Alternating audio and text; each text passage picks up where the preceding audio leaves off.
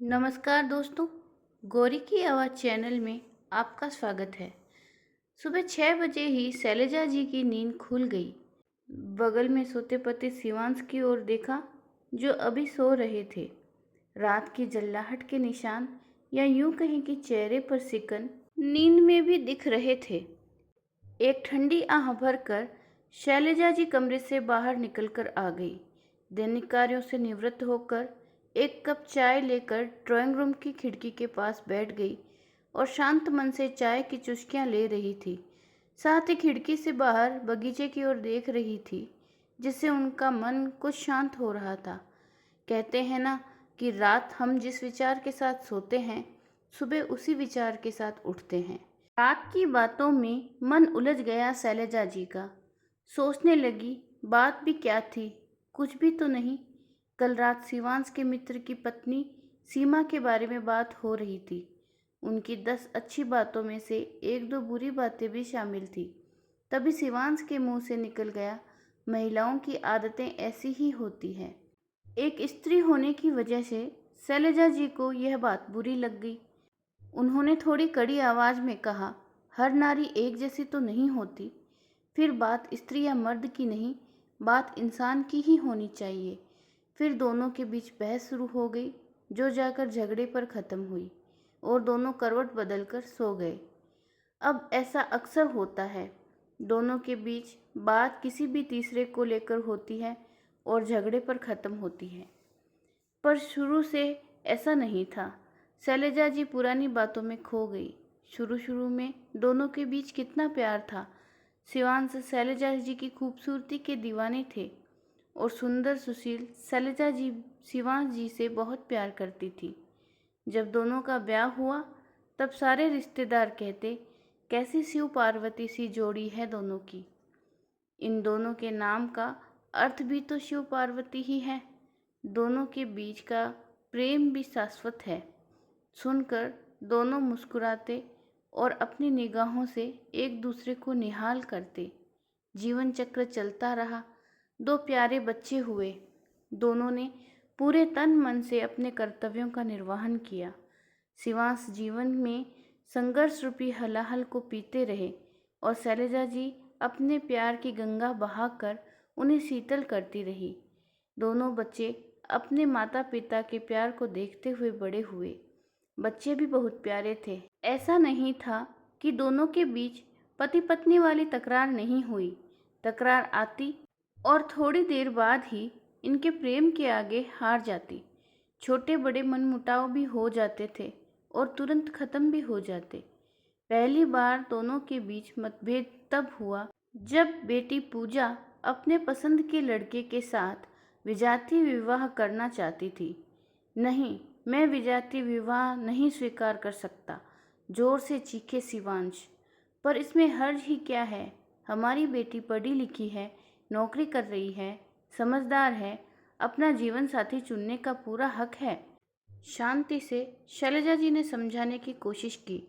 और हम उनके दुश्मन हैं जो उसके लिए अच्छा लड़का नहीं खोज सकते। शादी मेरी मर्जी से होगी। पहली बार शिवांश ने तेवर कड़े किए थे। हमारी बेटी की खुशी जिसमें हो, हमें वह करना चाहिए ना, शैलजा जी समझा रही थी। शैलजा जी की समझदारी और बेटी की जिद के आगे हार गए शिवांश। बेटी पूजा की शादी उसके पसंद के लड़के से हो गई। वह खुशी खुशी ससुराल चली गई। बेटा जय भी हॉस्टल चला गया। घर में सिर्फ दोनों पति पत्नी ही बचे।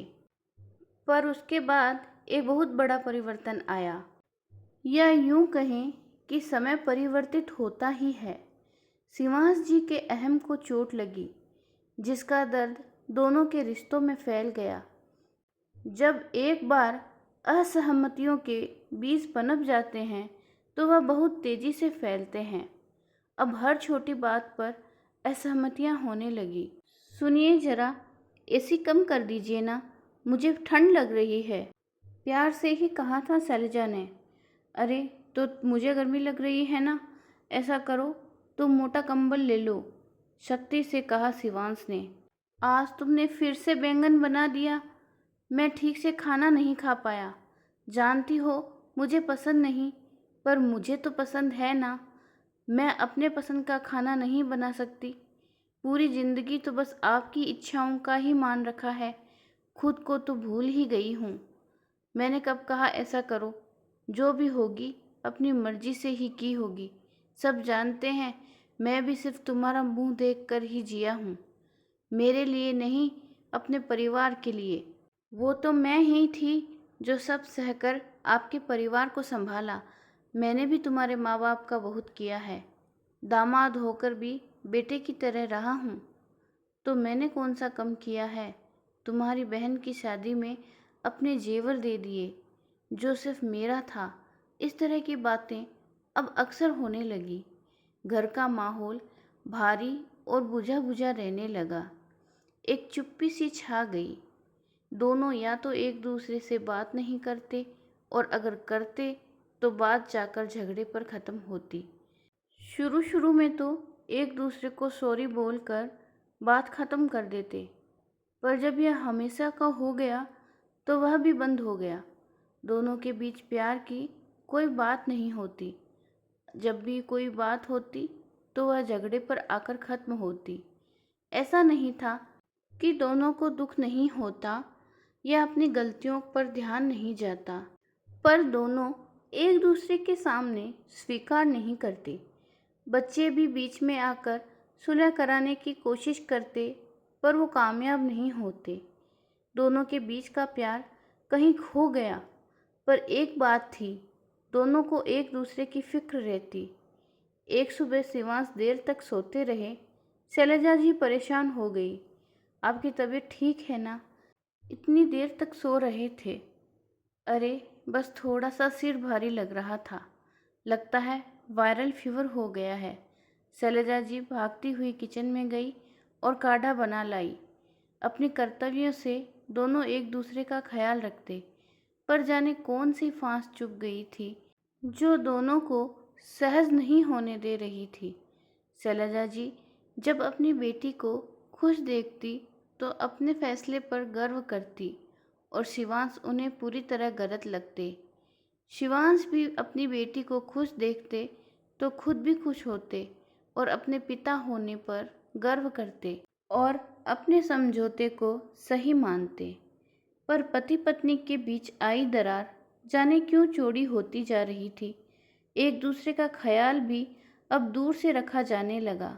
बच्चों को माध्यम बना लिया जाता, पर मीठे बोल, अपनापन, नज़दीकियाँ सब खत्म हो चुकी थी।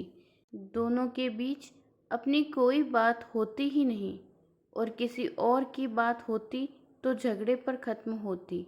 शैलजा जी इन्हीं विचारों में खोई थी कि मेड आ गई और दिनचर्या शुरू हो गई। शिवांश भी उठ गए थे। मेड ने उन्हें चाय बनाकर दे दी थी। वो चुपचाप अपने कामों में लग गए। ना उन्होंने शैलजा जी से कुछ कहा और ना शैलजा जी ने कुछ बोला। सन्नाटा व्याप्त था। दोपहर को बेटी पूजा का फ़ोन देखकर मुस्कुराई शैलजा जी। मम्मी, आज पापा से फिर झगड़ा हुआ है क्या? नहीं तो, झूठ बोलने की असफल कोशिश की शैलजा जी ने। क्यों झूठ बोल रही हैं मम्मी? आपकी आवाज़ बता रही हैं। जिस तरह एक माँ अपनी बेटी की आवाज़ सुनकर समझ जाती है कि उसकी बेटी कैसी है, उसी तरह एक बेटी भी समझ जाती है कि उसकी माँ कैसी है। आपको मुझसे कुछ छुपाने की ज़रूरत नहीं है। मुझे पता है कि क्या हुआ होगा। आपके और पापा के बीच में कोई प्रॉब्लम तो है नहीं जिसे सॉल्व किया जाए।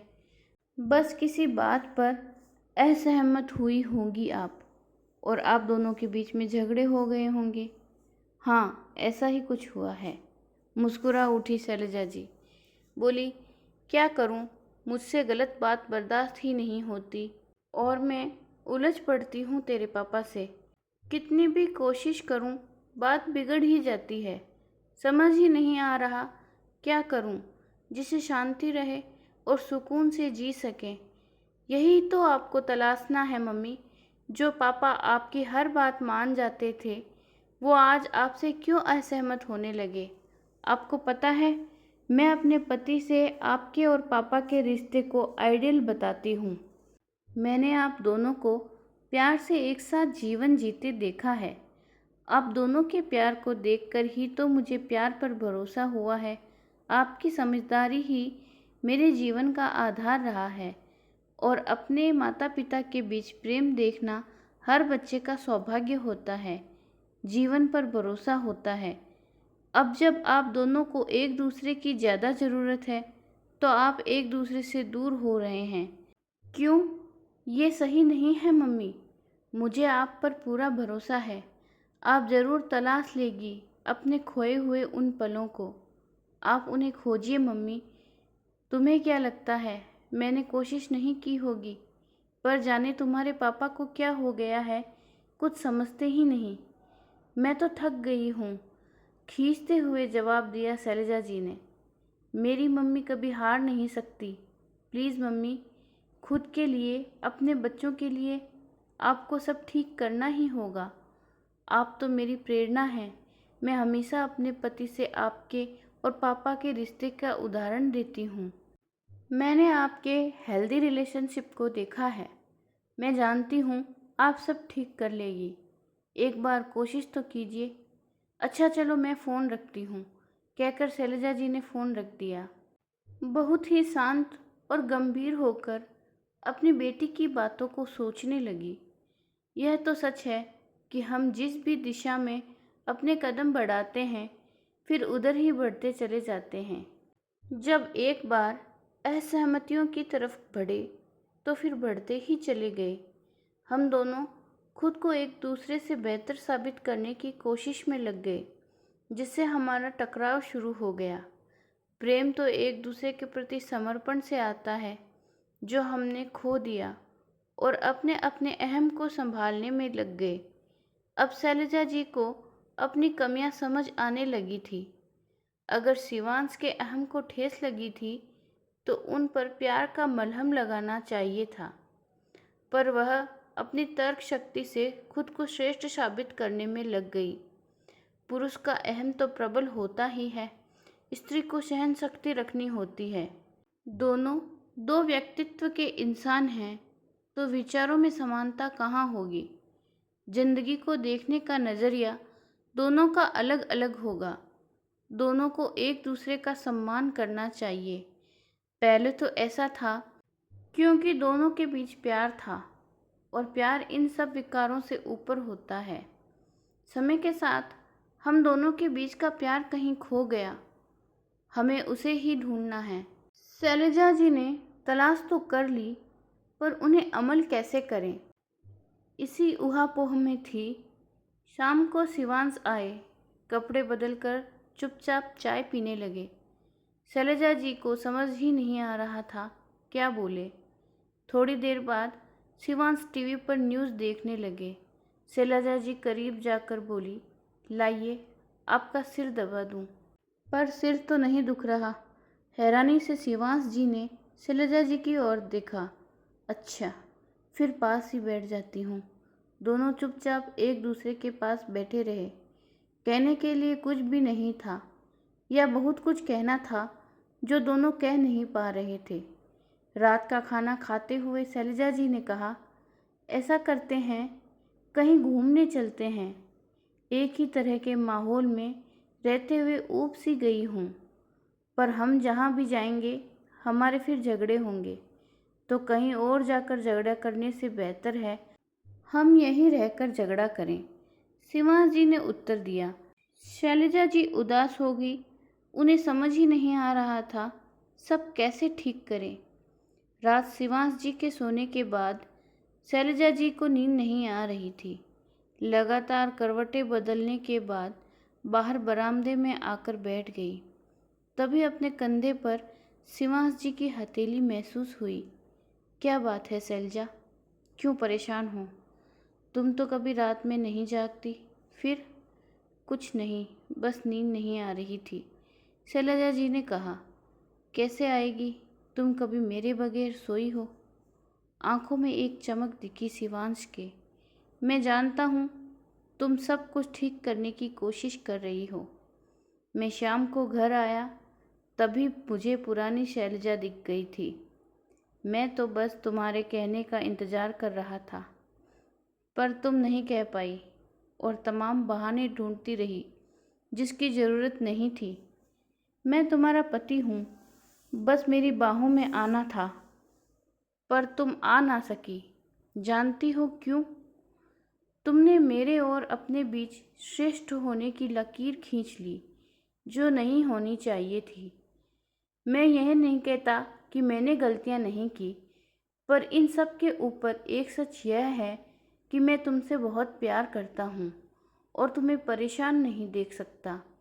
इसलिए तुम्हारे पास चला आया। सारे लड़ाई झगड़े असहमतियों के ऊपर सिर्फ एक चीज़ है, जो है प्रेम। प्यार के आगे सब हार जाते हैं और हमें इसी से बचना है। जाने क्यों यह छोटा सा काम हम नहीं कर पाए। हमने दूर जाने के सैकड़ों कारण देखे, पर पास आने का एक छोटा सा प्रयास नहीं किया, जिसका दोषी मैं भी हूँ। अगर हम अपनी खुशियों का रास्ता तलाशते तो हमें ज़रूर मिल जाता। शैलजा जी शिवांश के सीने से लग गई। शैलजा जी की तलाश पूरी हो गई थी। सुबह सोकर उठी तो पति शिवांश की तरफ देखा, जो अभी तक सो रहे थे। उनके चेहरे पर एक मुस्कुराहट और इत्मीनान था। तो दोस्तों, कैसी लगी आपको आज की कहानी? कहानी अच्छी लगी हो तो वीडियो को लाइक और शेयर करें और हमारे साथ लगातार बने रहने के लिए चैनल को सब्सक्राइब जरूर करें। धन्यवाद।